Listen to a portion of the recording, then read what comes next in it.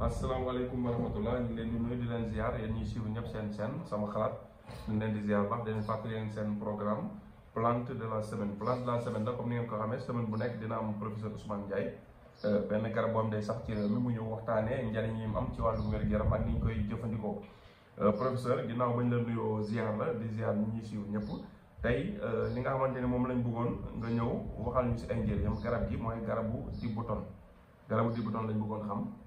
maanaam moom yan feebar lay fekk ak jëfandikoo bi ñu ko xam ne mën nañu koo jëfandikoo ci wàllum wér-gu-yaram.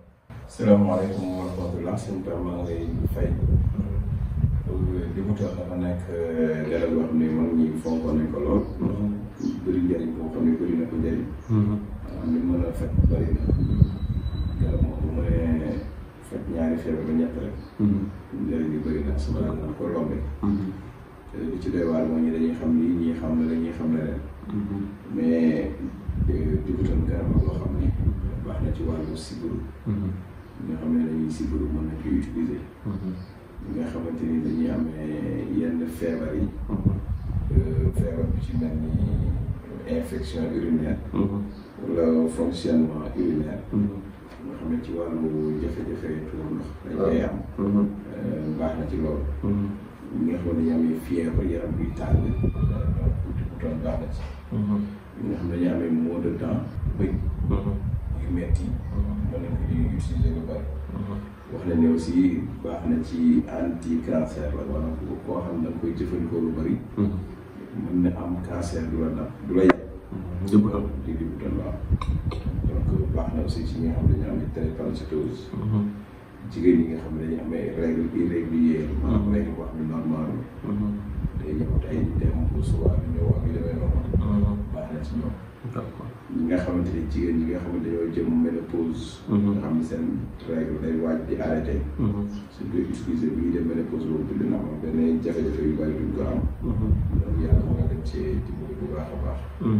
ñi nga xam ne dañu manqué de sommeil maanaam mën nañu am jafe-jafe ci wàllu nelaw suñu amee dibuton boobu di ko utiliser yàlla mën na leen saafara. La digestion bu ñu lekkee du rees dibuton baax na ci am ci njëriñ.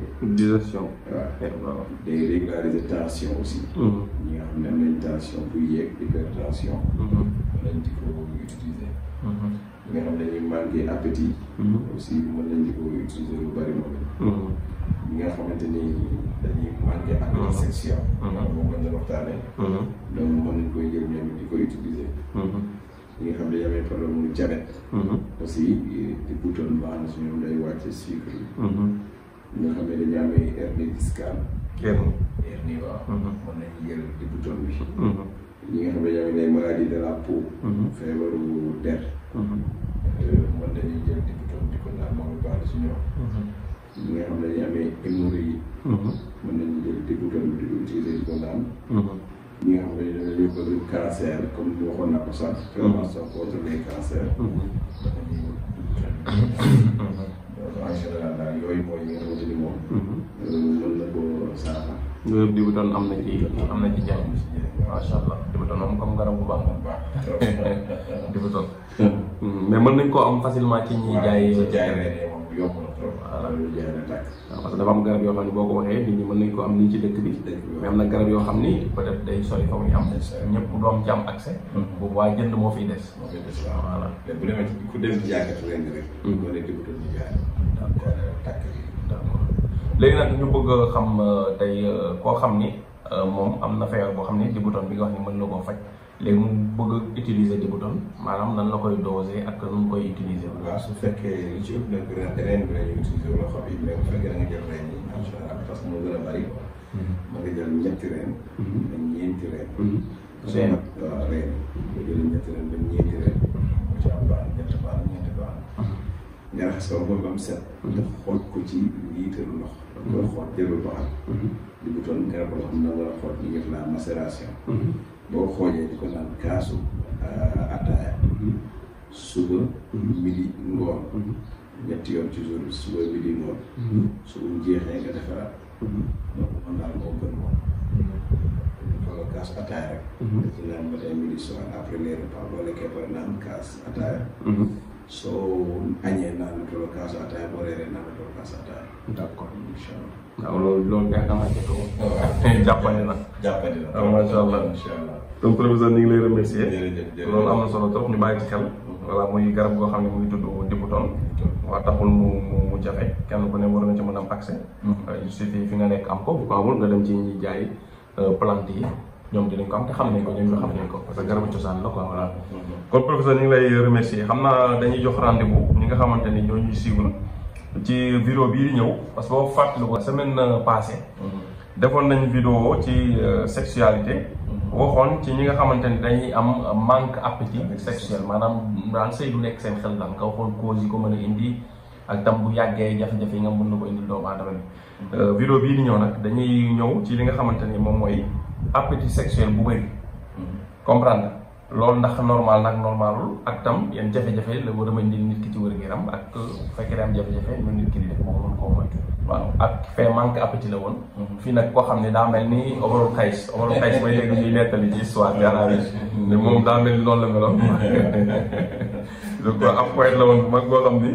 moom daa mel ni daa amoon problème mu appétit waaw appétit sexuel bu bëri la woon. daa bëggoon jigéen. voilà léegi nag loolu ñi nga xam ne dal na leen. am na benn xaati bu ci Omarul Xays. ci yooyu lay doon. damay dégg ñuy nettali histoire am. waaw si mel noonu quoi voilà. mu nekkoon comme dafa actif woon daal ci wàllum sëy. waaw déjà bind ay téere ci wàllu jigéen. ak yu demee noonu. lu mu dafa bëggoon jigéen daal maanaam. waaw non histoire bi yéeme la xam naa ne Omarul Xays ñàkk benn jour. waaw ñu def ci émission wax ci tënk ci lu bari quoi. waaw Omarul Xays jàngale si tuuti ay par ba dégg naa ko waxoon bu intelligent la woon tamit. yàlla man ci jàng maanaam. du woon nit ko ordinaire daal. parce que li ma dégg moom la woon def yëpp nit ko ordinaire kon professeur ñu lay remercier bàyyi la nga tàggoo ba vidéo bi ñëw incha allah. merci.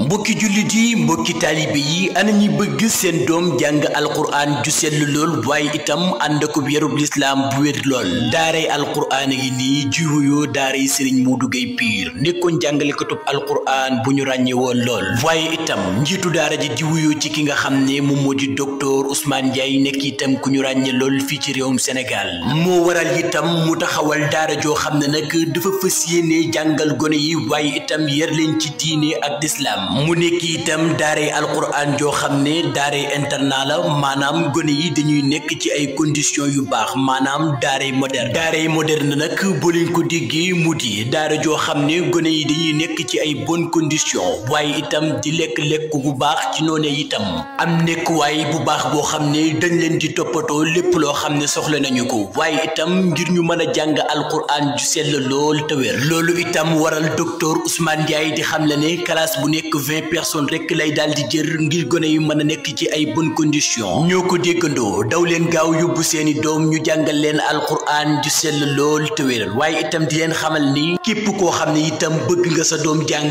boo ñëwee da ngay daal di def sa inscription 75 000 francs waaye itam képp koo xam ni bëgg ngaa def mensualité 50 000 francs rek ngay daal di joxe ngir sa doom mën a jàng alquran ju sell lool te wér képp koo xam ne nag bëgg ngaa jokkoo ak ñoom wooteel ci 77 536 83 85 di leen xamal ne itam daaray Serigne Modou Gueye Pire dina daal di taxaw bépp dongo boo xam ne nag amee nga jafe-jafe ci sa wàllu wér-gu-yaram maanaam ci mpaj di leen xamal itam daaray alquran ji nag ma nga nekkee foofee ca Ñàkkuraan foofee ca kër Ousmane Ndiaye